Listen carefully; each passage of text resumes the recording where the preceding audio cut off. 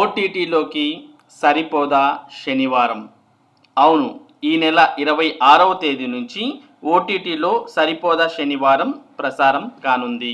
వివేక్ ఆత్రేయ డైరెక్షన్లో నాని నటించిన సరిపోదా శనివారం movie OTT release date fix అయినట్లు తెలుస్తోంది.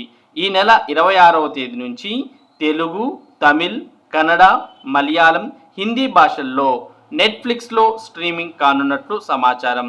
ఈ చిత్రం 100 కోట్లకు పైగా కలెక్షన్లు సాధించి సూపర్ హిట్గా నిలిచిన విషయం మనందరికి కూడా తెలిసిందే.